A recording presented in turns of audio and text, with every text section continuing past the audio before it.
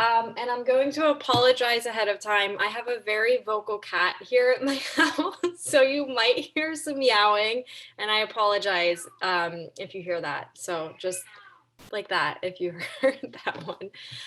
But thank you for joining us for kindergarten night.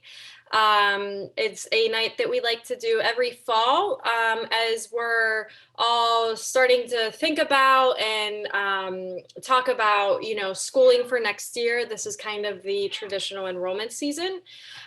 So we like to start talking about and thinking about kindergarten. And no matter what year your child is here at school, it's important to think about the kindergarten year because it's such an important integral part of our approach in a Montessori primary classroom that we really like to start thinking about it as soon as a child, even an infant, enrolls because it's that important of a year in a primary classroom. So this evening we're going to touch on a few things. This here is Maya. She's a kindergartner this year, so this was her first day of kindergarten this fall. You can see her wearing her mask. But first we're going to just kind of give an overview as to what the Montessori kindergarten year is, why staying enrolled in that third and final year is so important. We'll make some comparisons between the Montessori curriculum and the Common Core curriculum that's in public schools and share some research and data.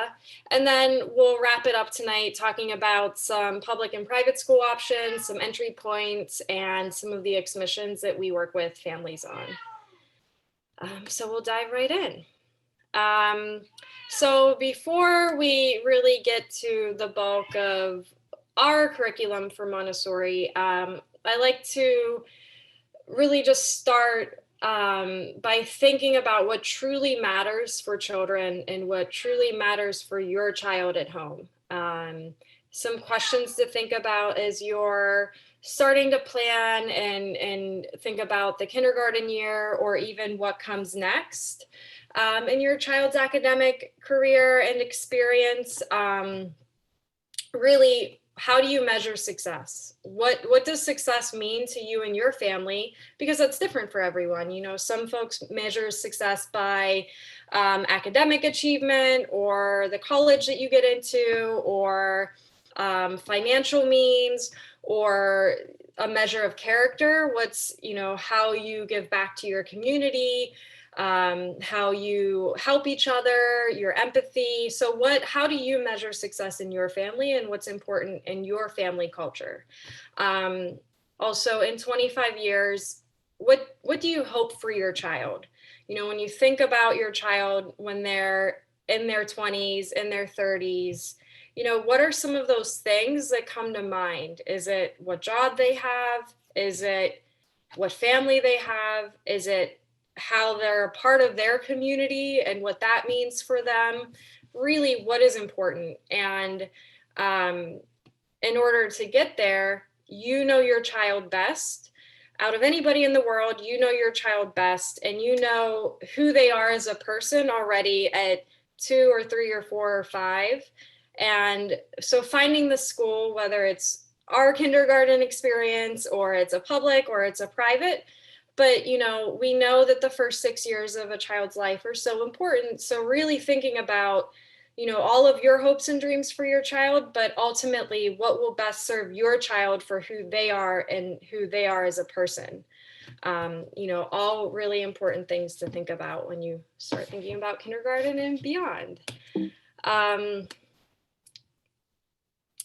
So there are some arguments for staying with us, obviously. At Pache, we're here talking about kindergarten that we're going to dive deeper in. First and foremost, how and what children learn. As a Montessori school, we follow a very specific curriculum and approach, and it's very purposeful. So we'll talk a little bit about that. We'll talk about the school leadership experience that our kindergartners have and the things that we set up for them to really feel that experience and responsibility. The satisfaction of completion and some of the sensitive periods and the planes of development in Montessori and the reasoning mind and what that is and when that emerges. So first, how and what children learn. So, like I said, we're a Montessori school. So, as everyone knows, we follow the curriculum that Dr. Montessori laid out, 100 years ago. We all know that story by now as, being part of this Montessori community. And one of the things that is so beautiful about this curriculum that we follow, it's through Dr. Montessori's observations. She realized that children have sensitive periods, and everything in the Montessori environment is built around the sensitive periods for a child. So things like order.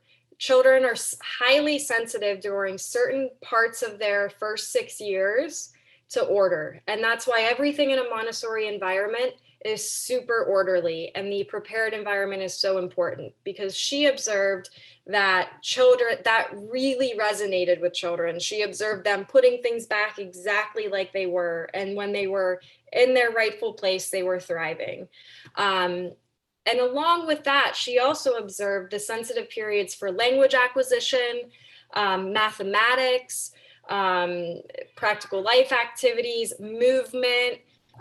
So all of those things, all of these sensitive periods for the first 6 years culminate in this final year of kindergarten.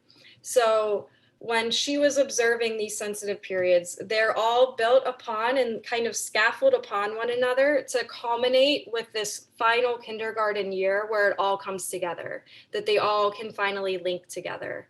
And that's all done through sensorial learning. So as you all know, we're working with manipulative objects in the classroom. You walk into a Montessori environment and, it's materials. They're like the beautiful wooden objects that we see in the classroom. And that's all very, very purposeful, because the children are learning concrete ideas that then build into the abstract. And the only way that they're learning those very concrete ideas so foundationally in a way that will stay with them are through the work of the hands. And, there's all these beautiful Montessori quotes that as Montessorians will just quote, from the hand to the mind, the hand is the instrument of the mind. And that is so true. And we're working on refining the senses. And we're really focused on that the first 2 years in primary, where they're doing a lot of sensorial, practical life work, where, the pink tower, the brown stair, the cylinder, the knob cylinders, all of these materials that we start working with in primary in years 1 and 2, those are very, very purposeful as building blocks to get to this year 3, where we start building from these very concrete ideas that they were feeling with their hands, that we then move into these abstract concepts like math, where they're starting to learn, arithmetic, addition, subtraction, multiplication, etc. But they have these very strong building blocks that they really, truly understand those concrete ideas. And that's all purposeful building to this last year, where then they can go in a very deep and expansive way during their 3rd year. So any of the areas, they all have, endless opportunities for really deep, meaningful learning that is all led by that child.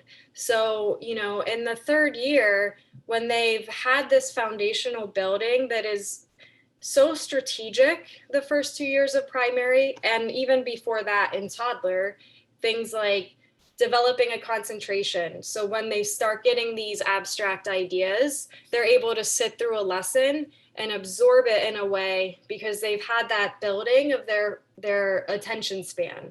So they're sitting and they're able to actually focus and get through that lesson. And then they have that, so there's no frustration, there's no kind of those executive functioning skills, if they're not there, that can be a little bit abrasive if it's a longer lesson, that allows for that really deep exploration and love of learning that we see just explode during the 3rd year. And one of these examples is this picture here. So this was a kindergartner that we had last year, and he's actually working on functions of words and sentence structure. And, this child is 6 years old and learning how to build sentence structure, what function of words mean, what of means in the sentence. And they're all represented by the little symbols. The black triangle means one thing, the circle. And that's, I mean, look at the look on his face, right? Like when he sees what it looks like and he's putting it all together, that's just a love of learning that he's taking on his own, and he's enjoying and taking it further and further. And then it's kind of an endless thing. And that's because he's had that foundation of the first few years.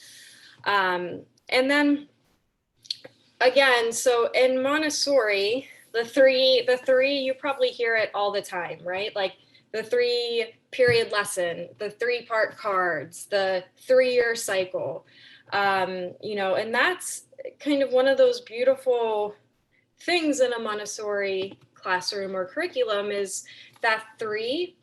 And in primary, in that 3-year cycle, really the first year that the children are in, they're receiving lessons, they're really observing a lot.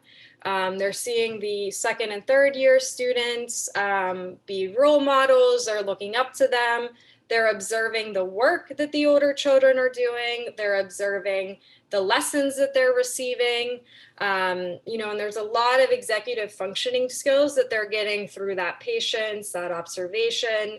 They're getting exposure to ideas before an actual lesson. Then there's kind of like the lesson receiving, right, is the second phase of that, where they're receiving a lesson over and over again, mastery. And this is a cycle that, every year they're really in. And then the third part of that is teaching that once a child masters an activity, a material, a presentation, they're then able to present or give a lesson to one of their younger peers when one of their younger peers are ready. And that is that solidifying their knowledge, by teaching is knowing. And that is really a huge part of the kindergarten year, where when they're learning these more abstract concepts, they're able to revisit those concrete concepts that they learned. That is, again, revisiting that in a way that a 1-year program doesn't allow for. So if they need that refresher, they're naturally getting that refresher by repeating that activity, by teaching that activity, or by observing one of their younger peers working on it or receiving a lesson that really is just solidifying it in such a beautiful way that is creating a real sense of confidence and aiding that independence in the classroom and in the child in a way that, we're not dictating to the child. It's a natural, spontaneous thing that is occurring in the classroom all the time. And it's a constant learning of that, which is just so really cool to see. Like when a child is working on functions of words and another child is learning the phonetic sandpaper letters, and how, that child that's working on function of words is kind of listening and hearing that sandpaper letters and that phonetic sounds. Just that interaction just doesn't happen, in a 1-year cycle. And then advanced work that exceeds standards, but which is beautiful, but it's a very spontaneous thing. And the advanced work, the multiplying fractions that we'll talk about, or writing little stories and illustrating them, or, grammar work, that's all beautiful, but it's really, to me, about the character that it's building in the child, the confidence and the security and the foundation that the kindergarten year is, more so than these like advanced ideas of academics. And that's the school leadership. So again, like when a child is teaching a child, like we see here, this is one of the kindergartners presenting a lesson to a 2nd-year primary student. So just a child that's just 1 year younger. this is where we see that development of true empathy of, this child who's the kindergartner presenting this lesson to a student when she herself was the student the year before receiving that a similar lesson from the kindergartner. And children in primary especially, and they're looking up every year, there are kindergartners in the classroom. It's something that the children are really learning and looking to these older children. And so when the children themselves become the kindergartner, become the leader, become the eldest child, they take that responsibility so beautifully, kindly, empathically, awesomely. Like they just get it because they have seen it for 2 years, and it's the culture of the classroom that is built, and that opportunity for a child of that age to have that experience of, that pride and fulfillment and understanding that they're stepping into that role and all that that means. To me, that's the most beautiful part of being a kindergartner in a Montessori classroom.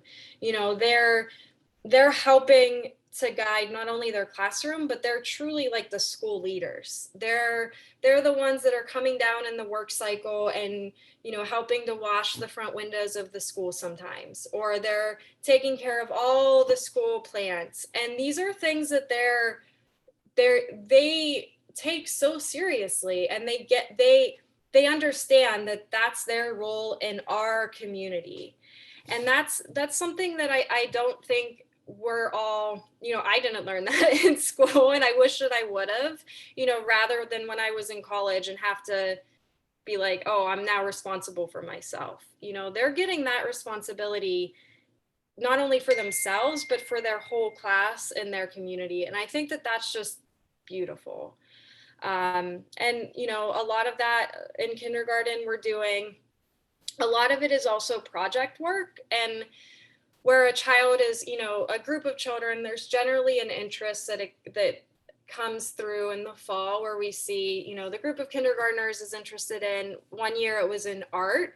And we spent the entire year working on art. And then the year culminated with a kindergarten trip to the Guggenheim. A mom was a curator, which was like an amazing experience for those kindergartners. Last year I was working with the kindergartner on, we were building the school library, and we worked on that all year. And we took a trip to the library to do some research, and it was, it's a very special project, and we really work hard to create that where they're giving something back to the community. So every year we're looking for something that we're working on as a project to really, leave their legacy at the school. The art year, we did an art sale for the graduation where we raised money, and that became part of our culture to sell something we make and raise money. So every year it's something really important, and they feel that they really feel that and take that on during their kindergarten year. So I kind of touched on this a little bit earlier. In the Montessori cycles, there's 3 years. The first 3 years, and then the second 3 years, so the first 6 years are what we call planes of development. So years 0 to 3 is infant toddler, and then years 3 to 6 is primary, and then it goes on, right? Like lower elementary is 1st through 3rd grade, upper L is 4th through 6th, and so on. And that's because Dr. Montessori observed, and now neuroscience has actually verified, and we see it in other schools how it works. But the first 6 years are what we call the absorbent mind. It's a very famous Montessori book. Maybe that's like one of the first that, a lot of folks read is Dr. Montessori's The Absorbent Mind. But right around 5.5, 6, that kindergarten year is when the reasoning mind is the next plane of development starts to emerge. And that's when we start to see, excuse me, from that concrete to that abstraction. They're able to start thinking more abstractly, and that builds as that year progresses on. So when they're in kindergarten, that reasoning mind, or I'm sorry, when they're in first grade, that reasoning mind has really emerged, where they're starting to ask more meaningful, deeper questions, why, how, is that fair? Very justice oriented in first grade and beyond. And that shift really happens like towards the end of the kindergarten year. And this is really why we see in a lot of schools that transition point happens between kindergarten and first. So, when you're looking at other schools or public schools or private schools, a lot of the time kindergarten is kind of grouped with pre-K. First grade can be in a separate building or a different area. A lot of the time, first grade has a different routine, it's a different group size. And that's because there is that natural transition that happens between kindergarten and first grade. And that's why the primary program culminates with kindergarten, because that's the natural transition point that puts it together with years 1 and 2 in primary. So my question is always, why transition twice? Because there's that natural transition that happens going to first, and then the transition that could be if they go to a different kindergarten. And here's just an example of one of the kindergartners last year working with now one of the kindergartners this year, who Sebastian's one of our kindergartners this year. So that's a kind of sweet little picture between the third and second year last year. And then finally, again, as I was saying, that satisfaction of completion. This is our very first, when we were LaPorte, our very first class of kindergartners ever. This picture makes me a little bit teary and weepy because it was like the great, like such a beautiful experience getting to see the very first kindergartners graduate from the school in their little graduate cap and gown. But it is something that the kids in primary, they're really looking towards. They know, they feel that it's a part of the classroom culture, the leaders. And so when they get to do that and they step into that role, we see that, and it's that true joy, on their faces this day when they're getting to make their speeches on graduation day, or they're getting to finish their project or even work together. Also that honest satisfaction. I think that satisfaction is like one of the greatest things, like that internal motivation of like, I did it. We don't do rewards or punishment external. And in Montessori, like that's really developed. So giving them that amazing experience of like completion, that's really felt. And I think that's great. Lifelong autonomy, again, like that discipline too. The kindergarten year, it's all these wonderful things, but we do actively challenge kindergartners. So, that lifelong challenge and autonomy and the resiliency, confidence, security, all of that we're seeing happening during this final year in primary. And it's all built purposely around this completion year.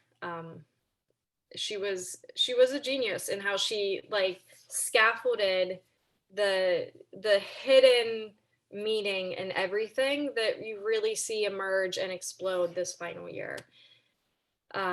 So as we're kind of going in it, which this is our kindergartner this year, you see her wearing a mask. She's working on addition with the addition strip board here. So we're going to go into some key differences between Montessori and Common Core. And I'm not going to go too deep or detailed in this because I'm just going to really talk about the side of Montessori that you can kind of explore. So mathematics, math is a big part of the kindergarten year. We see, the first years 1 and 2 of primary, they're really working on sensorial, again, like weight, length, all of that. learning counting, learning their numbers and identifying them. But this third year in primary is where we see, specifically in language and math, the explosion. So in math, that looks like a lot of arithmetic starts to happen in math. Adding, subtracting, and it's not just 5 plus 5 or 2 plus 2. They start adding and subtracting very quickly into the hundreds and thousands, and then they start carrying the one, and then that's what this addition stamp game is, where they're learning how to carry in again, very concrete way, where they're actually carrying it over and exchanging. So then that's very quickly leading, they can be doing multiplication, division, and very frequently the kindergartners are working on multiplication when they're finished. Geometry and Common Core or traditional, it's all one-dimensional. But in the Montessori environment, always it's real objects that are these geometric figures. So a sphere, a cylinder, they know the real names, they're matching them to the environment, they're building things with these actual geometric objects. So again, that real understanding once they start to build from it. And then they start doing fraction work as well. So these are some examples of some of our kindergarten work. So this little spaceship here, this was actually from virtual learning this summer of our kindergartner doing multiplication memory work. So he's coloring and doing multiplication facts. So it's practicing math facts that quickly. We had another kindergartner the year before. This is fraction work, where she's starting to build out, she's starting to add fractions together. This is a work to add fractions, which is an elementary work for sure. And then over here we have Ever, who's building out and addition problems that are in the hundreds of thousands, multiple numerals. So you can kind of see here on his chart, he just keeps doing, writing numbers, and then he'll add them all together to do addition in that way. And these are all, again, spontaneous activities that the child is choosing. It's because purposely the child is in that sensitive period for math, and they have that concrete understanding where they're then just kind of exploring and exploding into the math realm. And especially for children who go from a Montessori second year program into a different kindergarten program, because the math is very different, and language arts are very different, but math specifically, we see there is that opportunity for children if they go to a different kindergarten, to kind of feel a little bit of that boredom, especially if they've already mastered, numbers 1 to 10, which is really what the Common Core is working on. Then they might start building teens, but children in first, second year primary, they're often skip counting, which is 2, 4, 6, 8, 3, 6, 9. So even that kindergarten Common Core is really just our first year primary. And that is a big difference, especially for children going to a different classroom. English language arts. So this is also one of the explosion areas of the classroom that we really see in kindergarten. So in the curriculum, we do everything phonetically in the language area of a Montessori classroom. They're learning all their sounds of letters, how to pronounce them, how to sound them out. Phonograms, they're learning. They start with that, and then they start with the movable alphabet, years 1 and 2, and all along we're working on the pincher grip and developing the writing hand. Everything in the classroom and the shelves is from left to right, top to bottom. So all the work on a shelf is from the easiest to the most difficult is the bottom right. And that's purposeful to start training how to read and write, how to follow that order. So then when they've done that they've done that since infant, by the time they're in kindergarten, that following order of things is just a natural occurrence. So again, it's all building. So then once they're writing in the movable alphabet, we start really writing and refining writing during the kindergarten year with the hand. So a lot more pencil work in that final year. They're reading pretty well by that third year, by the spring especially. We have a series of books that purposely builds on the phonograms that they're learning. That's a series of books called Books to Remember. And they're writing in print, in cursive sometimes. They've practiced that. They're listening. That's a Common Core, speaking and listening. So conflict resolution, expressing needs and feelings verbally. And then using books for a variety of research. One of the things that they researched were volcanoes in primary Spanish year before last. This last year, our kindergartner was like beyond interested in Australia and marsupial animals. So really building that. And if you watch the video from graduation, you might remember the marsupial shout out. But really using that and leveraging that for research. And then learning various language, parts of animals, functions of words, again, grammar, all of that. Very, deep as far as children want to go. Whereas in Common Core, they're just really learning some letter sounds and pronunciation. They're using a combination of drawing and dictating oral language to share ideas, whereas, in kindergarten, they're mostly writing in our classrooms. Answering questions in Common Core, and exploring meaning, etc. But kind of some of the best examples are seeing some of the work. So you can kind of see here, this is all kindergarten work. These girls here are working on, they were sharing a story, so illustrating their story and writing it out. In the middle, this is a multi-page, multi-day story that this child was working on. You can see his little illustration and then multi-pages that he's doing. He was photocopying it to make his own book, and then he sewed his book together, like bound it together. And then here is some of the marsupial research that we did with the kindergartner. This is the numbat, and he used the encyclopedia to research it, write about it, answer these questions, learn about it, draw. It looks like he was drawing also like how the numbat moved around here in this illustration, but again, illustrating and writing it out through his own research. This was actually, again, virtual learning that we did over the summer, and we have a book, probably 25 different marsupial fact pages like this. I learned a lot about marsupials. And then finally, cultural geography, practical life, and sensorial. These are all areas of a Montessori classroom, and there's not a Common Core or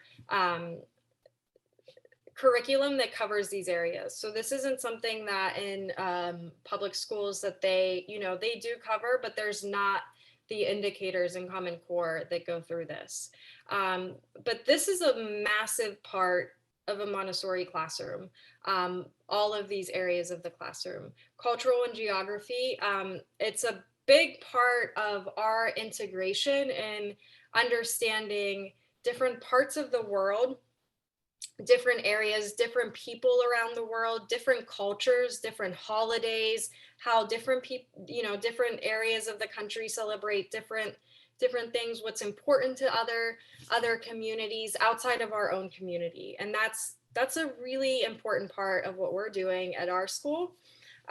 In addition to all of the puzzle maps, so children are learning all of the continents, all of the, a lot of the states, and it really depends on the interest of the child, but there's every continent has a puzzle map, so they can learn all the countries of Europe if they're interested. They can learn all of the countries of Africa and then put them in the puzzle correctly. I cannot do the African puzzle at all, nor the Europe puzzle. But all of those are available, and the matching flags. And in each country, each continent has its own cultural folder that's learning about that area of the world.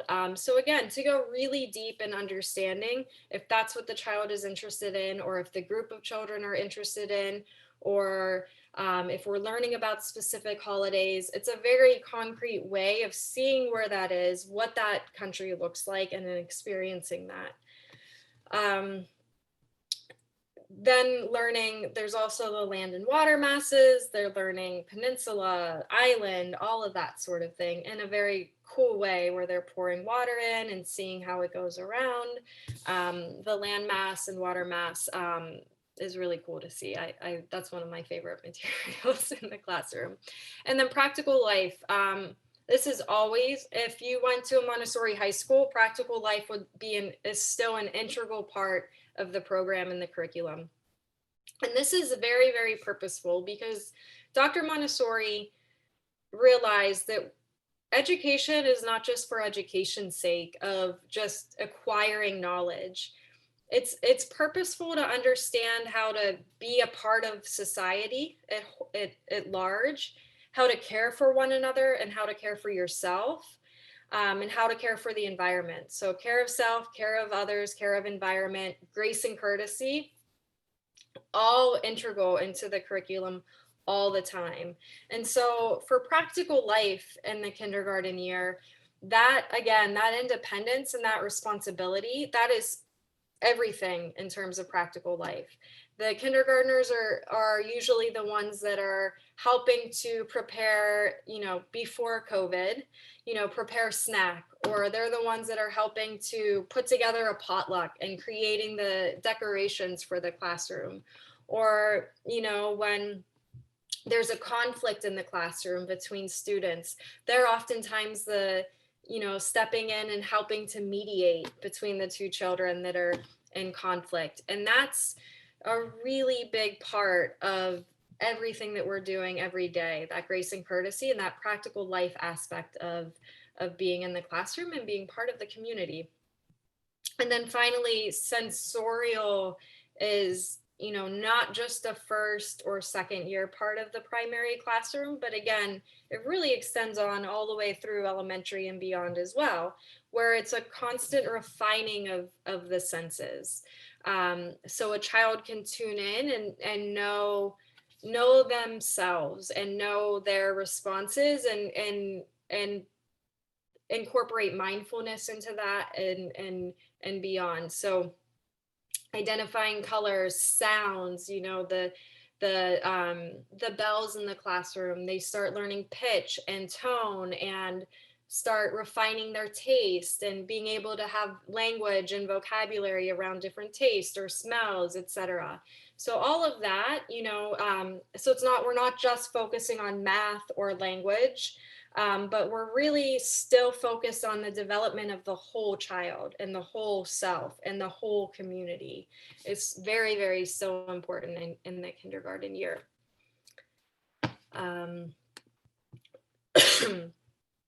So some of the work from these areas of the classroom, this is Maya this year, working on some embroidery. So you can see she was working on a seashell. I think that's a seashell. And this is with a needle and thread, like embroidering in the classroom. This one here in the middle is using the puzzle map. This was South America. And this is especially amazing because there's all these little vignettes that happen at school that as educators, we carry with us for the rest of our lives. And this is one of them, because this year that this was made was one of the years at our January family social. We were collecting gifts. Denise, if you remember, you organized it for us for refugee families. And they talked about that in the classroom and they were learning about that. And the children learned where the families were emigrating from to come and where we were giving, why we were gifting to them. And so when I was talking to the family or the child about their puzzle map, like they were able to show me where the families were coming from. And that connection was just one of the things that I'll always remember. And I think that was, I mean, that blew my mind for a kindergartner to know that. But I mean, also this work is pretty awesome. And then this work here is a subway map. Again, practical life, right? Like as a New Yorker, drawing some of the trains. And he actually started to develop his own ways about and his own subway maps, which was really cool. And in a very practical life activity for a child to be working on. Which also, practices handwriting and all of that. So that freedom to explore in his own way, that was also very purposeful. He had that space and that opportunity in the classroom to do that for himself spontaneously. So again, not that like top down teaching, but that child led opportunity to really explore the things that he is interested in. So just very quickly, because we're getting kind of late here, there are some data studies, and I'll follow up with everyone on this call with all of the data and the studies if you want to look at it. The most important things I think that has been the most interesting in recent years, again, all of the observations that not all, many of them, that Dr. Montessori was making in her time when she was creating her curriculum have now been validated 100 plus years later through neuroscience and through that research. And I think that that's really interesting. And rather than diving deep into that, I'll share all of that with you if you're interested in reading some more in depth about that. And then going into first grade, this is Sebastian. He's our kindergartner this year. So you have a couple options, public versus private, and there are some age cutoffs. So it's important as you're planning to know when your child's birthday is. The biggest thing is if your child is 5 or 6 by 12/31 or 9/1, that really differentiates between public and private. And as families are part of our kindergarten program, we like to work with them to really help determine and make give you the resources needed to determine which school is the best fit, and then help that process along for you all. So I see that we have some kindergarten families on that I've asked to just come on and share their experiences with us, why they chose kindergarten, what their thoughts are, what their experiences are beyond this year and in previous years. So if you all don't mind, I'll turn it over to the Shobawali family. Hi guys. Hi. So yeah, we would love to hear just your thoughts, experiences, etc. Sure. I can start. So hi, my name is Sheetal, and this behind me is Takumbo. We were parent pioneers, just to share our entire experience, which means we started with the school from back when it was before this location, and both of our kids went to Pache. Rafi, who just graduated kindergarten in June. It's been so long, sorry. June, graduated from Pache in June from kindergarten. Had been going since he started as the smallest, one of the youngest kids in the school in the toddler program at 18 months. And then had 1 year where he went to another school, public school near us, like just down the block. And then in a Spanish immersion, I guess it's sort of immersion program, because I think it was not all in Spanish. But anyway, but spent most of his preschool time at Pache. Just say he left, and then we missed it we were gone for a year, and then we decided to come back for kindergarten because we really thought it was just an amazing school. And then, so he's the reason it's interesting because he was at first one of the youngest kids in the toddler program, and then one of the youngest kids in the primary program, and then the oldest kid in the primary program. So he's had sort of all the stages of the Montessori experience, which is kind of one of the reasons why we wanted to have him graduate there from kindergarten, because it's sort of a culmination of it all. And also the Spanish language program, which we had the privilege to attend as well as a immersion program from the beginning. And then Hudson, our other older one, went to Pache for 2 years, starting at 3.5, and was in the primary program. And then when he turned, so in the fall after his second year, he shifted to Packer, which is that entry point that Courtney was talking about, which is kindergarten is a pretty big entry point for a lot of the independent private schools where they kind of expand and give more spots. So he moved for that. And we've had an amazing experience with Pache, where it's just, I would just stay at that and then maybe pass it over to Tokes if you want to share anything else. I'll stop talking. We loved it. Our kids loved it, and that was the thing. I mean, so even though we moved to a new house, and there was a nice, as Shifel said, a nice program, UPK near us, and so we thought, we'll try that out. It's Spanish immersion, which we wanted. It was valuable, and we went there, and it was a lovely program, very nice, but just frankly, Rafi missed it. But I was interested. He had a good time. He enjoyed it, but he was so engaged in the work at Pache.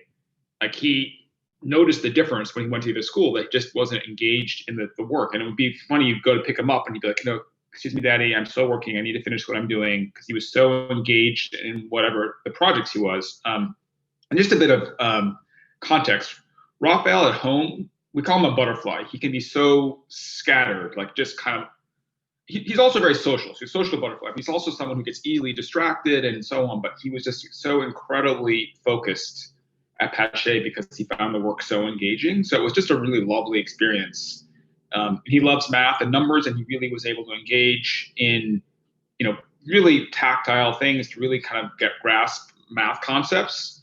But it was more, rather than any specific thing that he learned, it was just so engaging that he just loved it, right? And he engaged. And it was also a chance, as Shifel said, the multi-age classrooms allows them to learn from each other, but then also as they develop mastery, to be in sort of a different unfamiliar role for our kids, is to teach other younger kids, right? And that's really a neat part of the experience, especially for Rafa, who's a younger brother.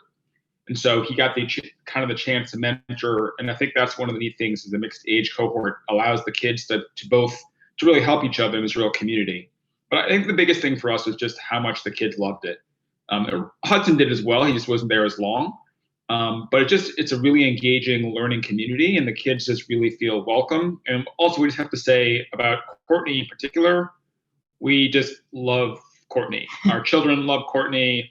The classroom teachers were tremendous as well, just really caring and engaging. But from the top, the administration, just the people you greeted in the morning in the door, just every adult in the building really cares and is engaged with the kids. So it just felt, and we won't say a lot of this, but at the beginning there was some craziness when there was the old facility was on Atlantic, and there was a lot of trouble with construction, but we stuck with the school because just the experience that our kids had in the classroom learning and being engaged was so tremendous, even when the facilities weren't what they are. Now the facilities are just amazing and beautiful.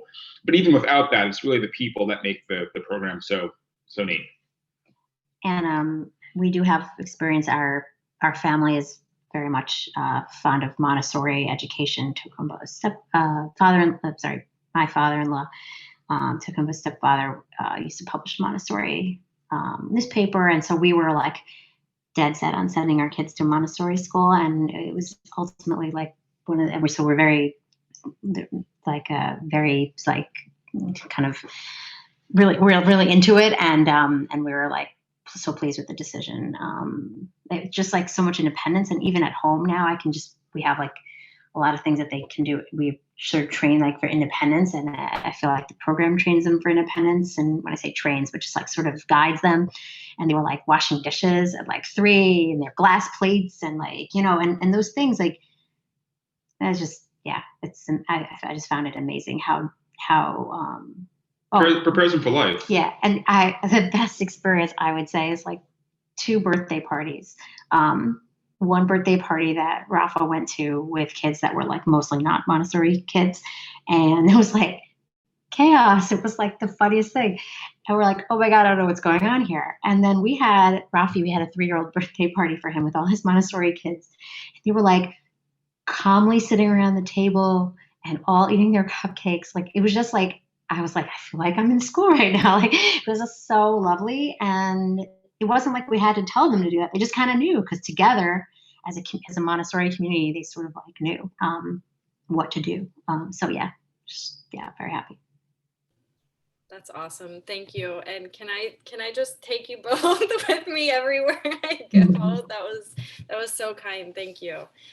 We loved having Rafi. And I think, like, to your point, it was really cool to see Rafi being able to explore his own interests. That was one of my favorite things of having Rafi last year, was seeing how, like, he has that creativity, but that like light inside of him when he loves something. And that was always really awesome to see.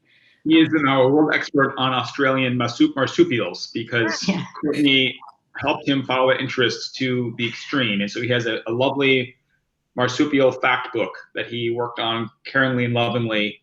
And he's actually going to be a kangaroo for Halloween. No way. Oh, we'll have to see that picture. That's awesome. Yeah. Pache Press published the marsupial fact book. I think there might be some copies available if yes. They're going fast. If you want Rafi to sign them, we can do them for you. But, anyway, yeah. I know this year has been a little bit different, and the expectations have been different. We did do a virtual end of kindergarten, which obviously was not what we expected.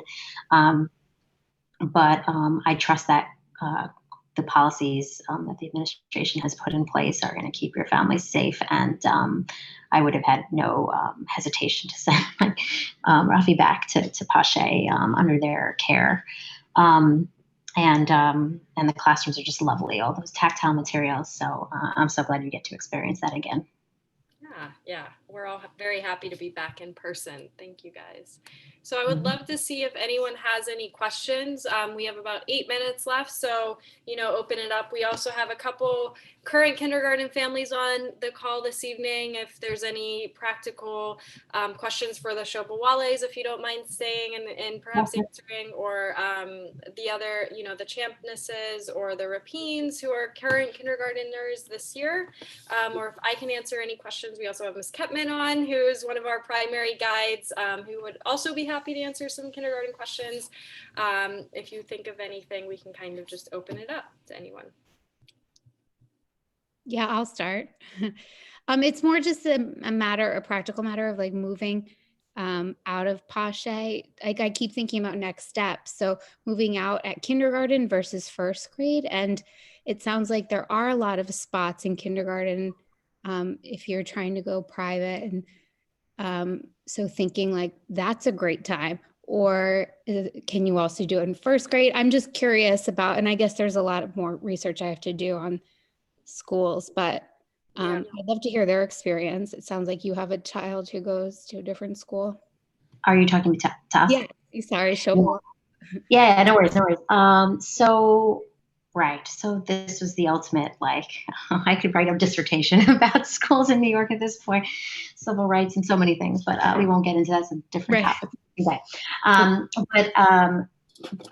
What I was going to say is that, so we did go the private route. We tried public, we tried lots of, but in the end, because Hudson was at Packer, there's a sibling preference, which actually is very helpful, and so having Hudson be like, that's one of the reasons why we switched him out of kindergarten. And I know that's like probably not what Courtney wants us to say, but like we were concerned about costs. Sorry about that, Courtney. I don't mean to take your people away, but there was value in kindergarten at Pache. But I just want to share, we have both experiences. So our older son we had kindergarten at Packer, and he was accepted and he went. But because of sibling preference, we didn't have to do that for Rafi. We didn't have to say like take him out. We could let him finish his entire. And actually for Hudson, I think it worked out better for him just educationally as well. And every kid is different. And it was really nice, actually, although logistically challenging to have kids in two different schools. I do think it was nice for Rafi to be able to not just be the little brother following his brother in the school that his brother already knew, although now he is that little brother, but he was able to be like the big man on campus at Pache for 1 year, which as his kindergarten year, I think was really, really fruitful for him. So I think there's probably something like 30 slots at Packer for kindergarten entry, and there were like 4 or 5 in first grade. So it's a lot harder to enter in first grade. And it'd be different if you were in a district school. But for most of the private schools, it's going to be easier to start in kindergarten. Yeah. Although who knows what the situation is like now, to be honest. Yeah, it's different at every price. So it depends on where you want to go. You know, public schools, the zone situation, a lot of the public schools add an extra class for first grade, and also from kindergarten to first, there's extra capacity. So, you know, that makes first grade admissions different than kindergarten, and there's way more kindergarten applicants in public than at first grade admission. So that's different. If you're going to private, every private school is a little bit different. Mm-hmm. You know, St. Anne's, for example, you know, Packer, the kindergarten is the entry point of Packer. To your point to Kumbo, there's 30 or 40 spots for kindergarten. There's 4 or 5 for first grade, and that's every year. Those 4 or 5 spots are from attrition. Yeah. So they don't add any capacity. Whereas at St. Anne's, there's 30 kindergarten spots, and then there's 20 first grade spots, and far less first grade applicants. So, you know, Brooklyn Friends, it's a similar experience as the St. Anne's, whereas in Brooklyn Heights, they're only taking Montessori children really for first grade, you know, whereas for kindergarten, they'll take anyone. So ISB, they're looking for Spanish speaking. So it's really different per school. And that's where, you know, we like to have the conversations with families so we can help, you know, if a family is with us for kindergarten, we like to really talk about that. Or even if you, Amy, like have a school that you're set on, you know, I'm always very honest, like, oh, if you want to go to Packer, you got to go for kindergarten, you know, like if that's a school your family is set on, you know, I never want to deter you from that, because it is then through high school, right? And if that's the right fit for your family, that's the right fit for sure. Yeah. So, yeah. Thank you. Yeah. I was going to say that, I mean, Raphael had, as Shifo said, had a great kindergarten experience, and it really is sort of the culmination of the time. So I think the ideal would be to stay at Pache for through kindergarten, if forgetting about where you're going next, right? And then it's really what Courtney says. And the schools are very different, so you're going to spend a whole lot of time dissertation. You'll get there. Studying different schools, because they all have different personalities and so on. So that's kind of, when you get to that point, you need to think about that. But I mean, we definitely recommend Pache for kindergarten, because it all builds up, right? Hudson, our older child, got a lot out in his 2 years, but Raphael definitely got more. He got more Spanish. Like, he's much more comfortable in Spanish. So, you know, the more you're there, the more you get of it. I mean, we would have loved if it continued through 5th grade, frankly, but not there yet. I would do Pache University if. Yes, +1 for me. I would attend that myself, actually. Yeah. Me too. Yeah, I mean, that was originally in the cards like a long time ago, but I think it wasn't working out. So like then we couldn't put our cards on having Pache like move up with us. Like in some schools you have that where they kind of like add grades to go, but that wasn't in the cards for us. So yeah. Oh, Jen, your hand is raised. Thank you for raising it. Hey, is there anyone else on the call that's navigated the application process either in kindergarten or first grade that can share their experiences also? Because that was really helpful. That's a good question. I think, Mike, did you guys go through it? Not for private school. Are you specifically asking about private schools or public schools? Either one. Did you say either one? Either one, yeah. Anyone? Yeah, we only did the public school application process, and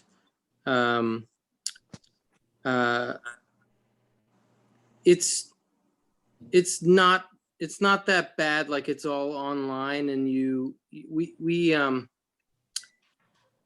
I don't know if you know this woman, Joyce. She's a private consultant that focuses on Brooklyn schools. And she does private calls, but she also does, back pre-COVID, she did town hall meetings in public spaces for 30 parents or so, and walks you through the process. But it's really not that tough. You set up an application online at the New York schools website with all your child's information, so they know when they're born and when they're supposed to start and all that stuff.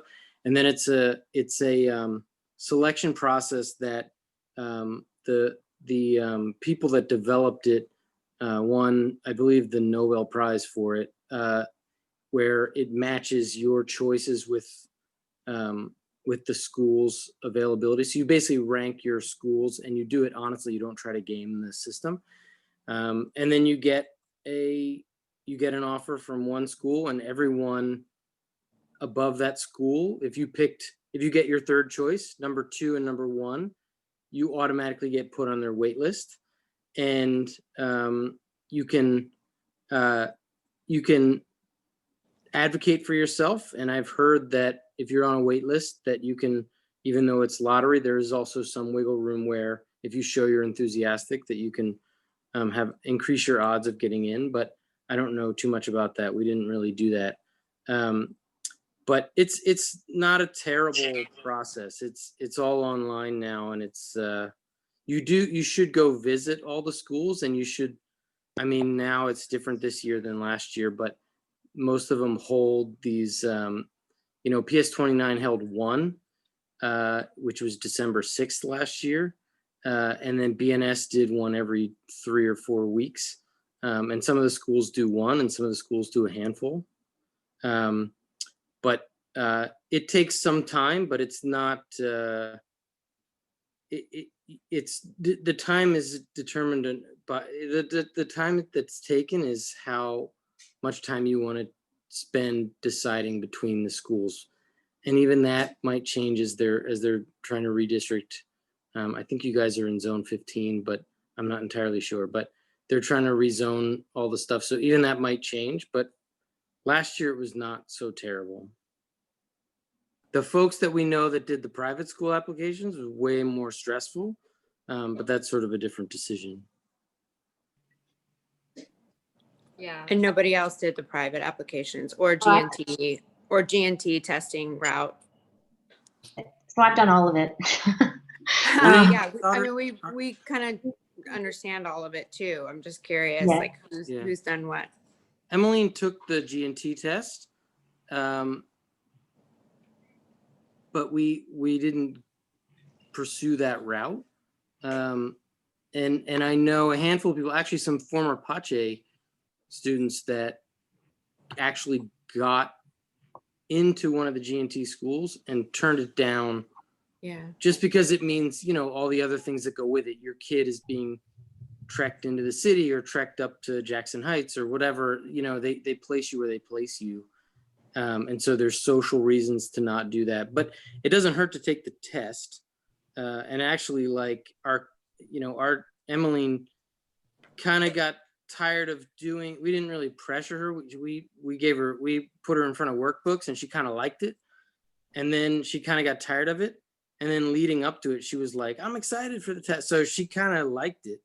And I think it's important just to show kids that every once in a while you got to take a test. You got to, do something that's a little uncomfortable. But the people were super nice. Like, she came down with stickers on her arms, and like she was like, "I got tired and they let me take a break." Like the test is not stressful. It might be stressful for the parents, but the kids are like, "Hey, I get to take some puzzles." Like, it's not. It's kind of fun. But sign up early because you want to. There's only a handful of weekends, and so you want to pick your time slot. They only give you 3 weeks to sign up, and I missed 1 year. I missed it for Hudson, so I didn't even get to sign up. And they wouldn't let me after I missed the deadline just because I didn't see the email. And Hudson was like crying about doing it, even though he like ended up scoring some.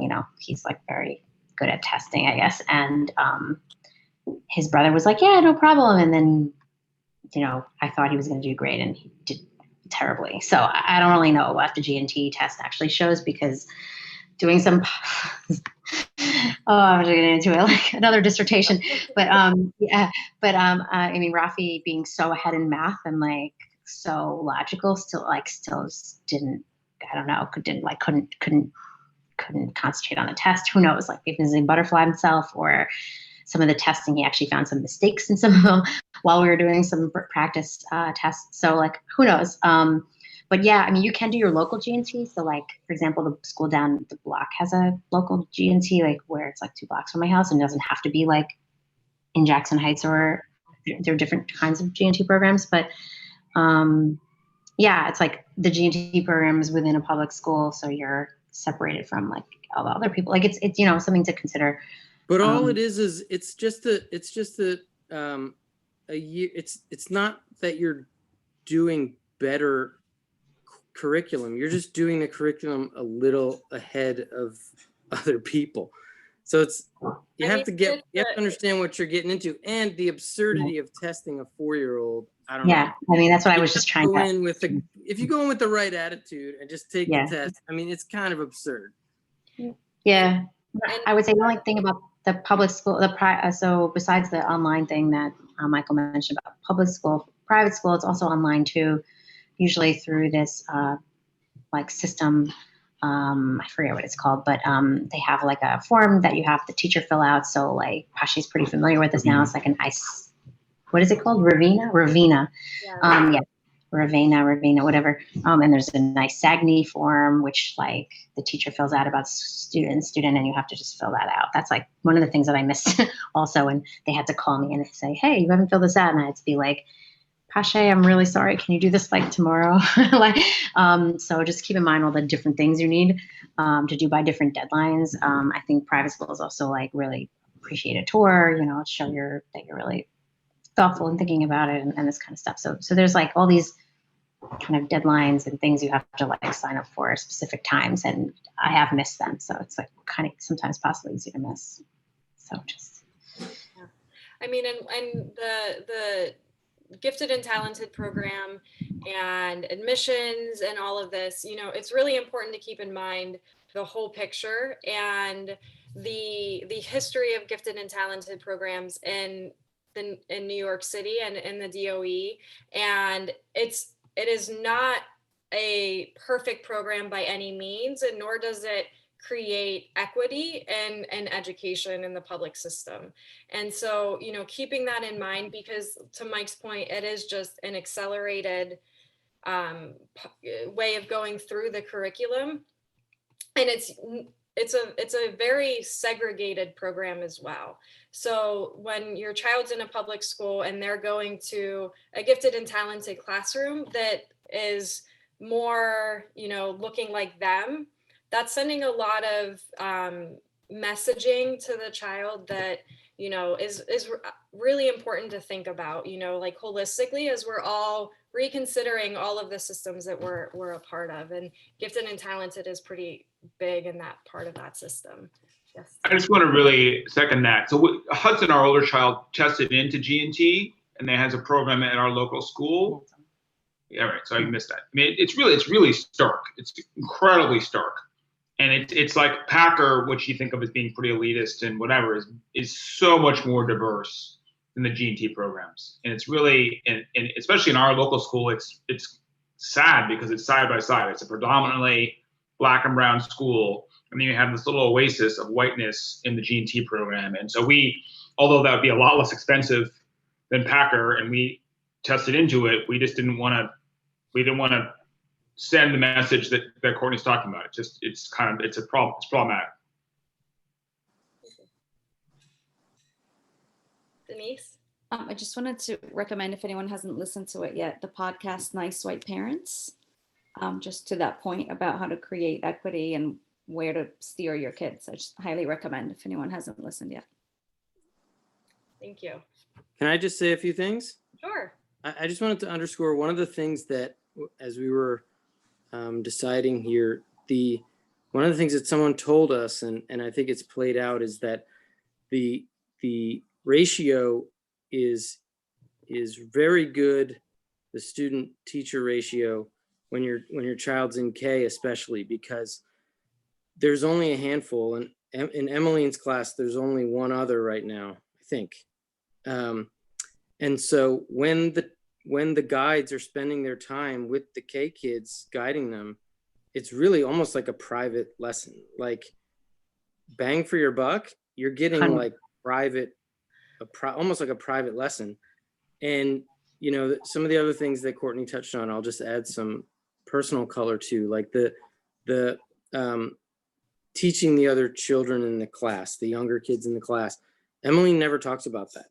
So I was like, is she doing that, or is she just like sitting doing her own thing? But the other parents will come up to us and be like, all my kid talks about is how much Emmeline is helping her. And it's such a point of pride when someone says that to you. And the last thing that was exactly Rafi's. That was I would just plus one to that, Michael. I just wanted to say the same thing. Yeah. All the parents were like, everybody knows about Rafi. Who's Rafi? I finally get to meet Rafi's mom. Like, I felt like a celebrity. Like, it's kind of cute, actually. Like, all we hear about is what Emmy did and the things that Maddie wants to do that are like Emmy. So yeah, Emmeline's like, why do the younger kids keep staring at me? And we're like, because you're teaching them. But there's one word that Courtney said, I think 3 times, was explosion or explosive. And that is, I can't underscore that enough. 3-4 weeks ago, early September, when we went back in, Emmeline wasn't doing addition. She is now doing multiplication. Now, she said 3 times 3 is 9. 3 times 5 is 15.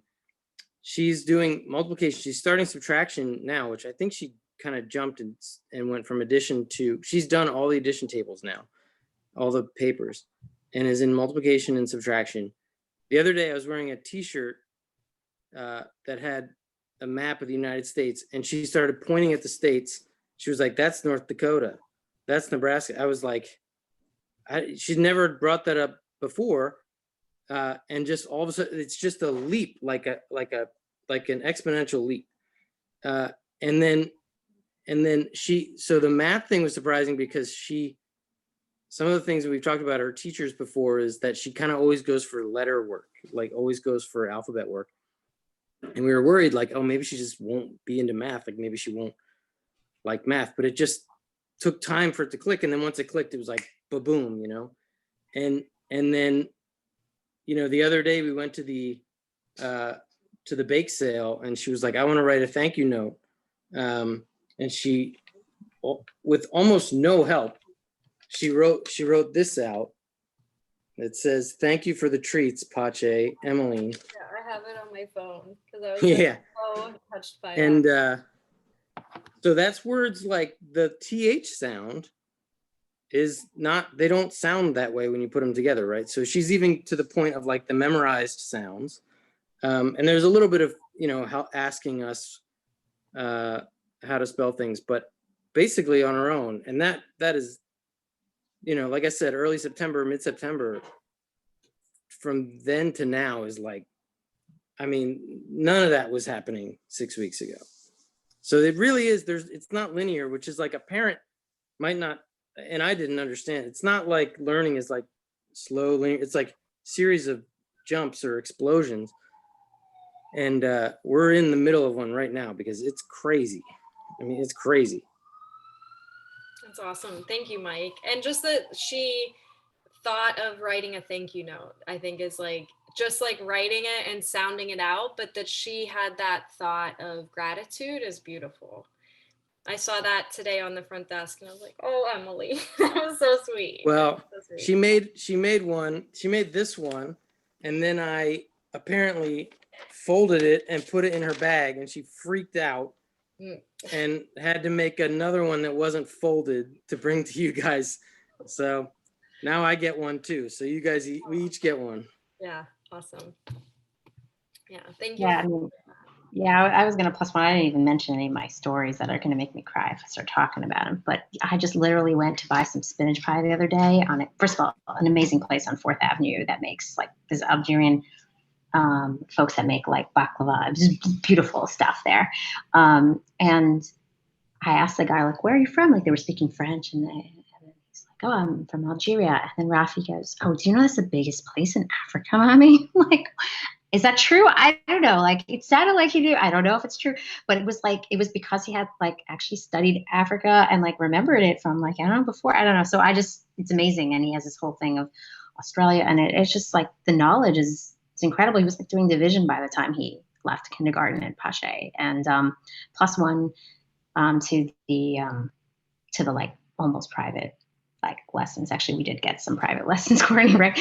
But yeah, like just the amount of you won't get that in any private or public school, like what Pache does for that year where you're, doing work that really requires like lessons above and beyond all the other kids. You're like essentially getting private tutor, which is amazing. And if you've never seen, last year was a little different, but the year before, they had kids graduating that were reading at the graduation ceremony. And I was like, that's not going to be our kid. Like, you don't get how big the jump is. Like, I was like, good for them, but I'm not expecting Emmeline to be able to read, like, because she hasn't showed anything like that yet. And now I can see it. Like, I could see it in line of sight. Like, I mean, I remember I turned to Leslie when it was 2 years ago, and one of the kids was reading that was graduating, and I was like, she memorized. There's no way she's reading that. And Leslie's like, no, they read by then. I'm like, no way, but it's true. Rafi and I were reading Shel Silverstein poems to each other almost every morning over virtual learning. Yeah, the reading explosion is there too. Yeah, thanks. Yeah. He's reading Roald Dahl now, by the way. So fantastic, Mr. Fox. Yeah, he can read it himself. Yeah, it's pretty impressive. And it's like the teaching style. And I don't know if I'm sure you've talked about this already. I missed the first part of this, but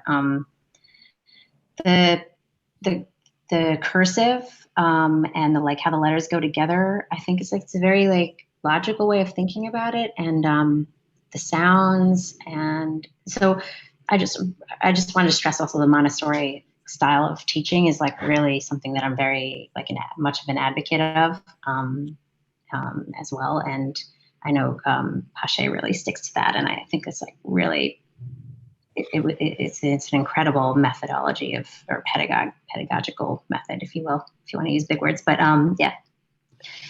it's pretty incredible how much they learn in such a quick time. Yeah, how purposeful it all is. Like how, there's always something that I'm like, oh, that material actually connects to this material, and it all like, how did she do that? It's pretty mind blowing in that. So, well, thank you, everyone.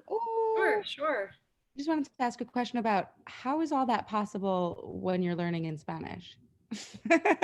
Or do some things fall by the wayside? In which would be worthwhile, in my opinion, but I'm just curious. Yeah. Just open up a can of worms 15 minutes over. Yeah. I mean, that's a great question. So like I was saying in one of the parts, the sensitive periods, the child's brain is it's a sensitive period for language acquisition. So the child is absorbing language in a way that like our adult brain doesn't do. It doesn't work like that when they're in that sensitive period. So it's a much more natural absorption of everything that we're talking about. Works the same when they're in the Spanish classroom. So it's because it's not the like separation that our adult brain computes it as, and it's that full immersion when they're in that environment in that way. So and again, like when in the first several years in primary, just like in toddler, we call it show, slow hands, emit words, is really kind of how we present lessons in a toddler environment. And so the first year in primary, it's a lot of nonverbal as we're presenting lessons with a few vocabulary words. And that's the same in the English classroom as well. It's very slow and purposeful presentation because it's a sensorial absorption of that concrete idea. So they're getting language in a different way than absorbing it in every single lesson. Does that make sense, or am I like too deep in the woods explaining it? No, it totally makes sense. Totally. Yeah, thank you. Yeah, you're welcome. Great question though. That was a very good question. I was gonna add to that, like Rafi like doesn't speak that much Spanish, but he can see it, hear it, understand. Like I feel like it just added another thing that he learned. Like he didn't have to. It wasn't like slowing down any other part. I think it was just additive. I don't know if that makes sense. Like that's not a educationally accurate way of saying it, but I felt like learning it in Spanish from Azela Macora at the time, like didn't feel like learning math in Spanish didn't feel like, oh, it was going to be hard for him to learn math in Spanish, for example. Like I think he just learned the math and he learned the Spanish, and he learned the math in Spanish and was able to again translate it to English too. Yeah, they like Ness would report back from even toddler years things in English. You know, he would report back like his day in English. That whole story happened in Spanish. Right. You know, he just knew that I wouldn't understand. Mm-hmm. Yeah, I mean, we see even when I was in California, and I was even working in some of the elementary classrooms, and when I was at LaPorte, California, there were Mandarin all the way through elementary and Spanish all the way through elementary. And if I went into one of those classrooms, I knew all of the students could speak it, but they wouldn't speak it to me. They would only speak English. You know, they knew that I understand Spanish, but and so that I think is like that confidence building of speaking Spanish or speaking Mandarin when it was a Mandarin immersion. Like I always observed that. I very rarely observed children speaking Spanish to somebody that they thought didn't speak that language, if that makes sense as well. That was like a very common thing I saw. Yeah. Hi, Sheetal. I have a question for you with regards to the transition from being, the elder statesman in the class to like having all kids the same age as you, and coming from being a leader to being just one of them. Like how did that go, and was it an easy or difficult transition for Rafi? Yeah. Hi, by the way, nice to see you after so long. It's a good question. So I think every kid is different. So I don't want to speak for what is going to happen like with your children at all. Like I know my kids are so different. Hudson, yeah, they're just such different kids. Like Rafi is so adaptable and was so excited to go to Packer and being like in the same school with his brother that I think he was just like, that's the one thing I want to do. Like, I can't wait to go to school with my, because he would also be there for drop off and stuff like that. So he already had such a positive like outlook for going to school there that because it wasn't like a completely foreign place to him, which actually I think helped with the transition, to be honest, because his brother was already there, right, for a year, 2 years. And I don't know if he took to his elder statesman role in the way, like, I think Michael saying like, Emmeline, Emmeline saying, why are people looking at me? Like I felt Rafi felt that too. Like he's like, what's the big deal? I'm just here. I'm not like doing anything special. But because he was the oldest kid, I think he was seen as though like elders, like, the role model and helping. And just because he could do more, he could help people. But I don't think he was like, I'm the leader of this group. You know what I'm saying? Like, I don't think he took to it thinking like, I'm going to tell everyone what to do and I'm going to be like the, class. By the way, he was also like, apparently his teacher wanted him to be class president in another school. So he's a very social kid too. So I feel like, as I said, every kid is different. And Rafi's very adaptable and he's just like happy wherever he is, honestly. I wouldn't say the same for his older brother. So like, I can't comment how his older brother would have felt if he had like done the same kind of thing. I don't know if that really answers your question, but he didn't have to go to a foreign place. I think that helped. And he's just like, yeah, I'm with my friends now. And I think it's the transition of like, so he started virtually, like Packer started virtually. And so he saw all his new friends on video. And that was like pretty unfortunate, like for him to go to a new school, but not actually go and not actually meet the friends. And so they had like play dates where they all could meet in person, at least kind of like socially distant and wearing masks, being outside. And then he got to know people and like, then he was pretty comfortable and he's made friends and it's been fine. I don't know if that answers your question, but.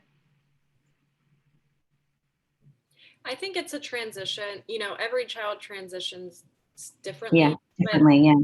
It is always a transition, you know, whether it's in kindergarten or whether it is in first grade, like it's a different transition for different reasons. And that's also like knowing your child best and how, you know, kind of gauging where that transition would serve him or her the best, you know. I also think too, being in a Montessori environment, like they're used to then being like, they've felt being the youngest before too. You know, like, so that kind of, you know, and to your point, I don't think the kindergartners go into it like I'm rolling the land.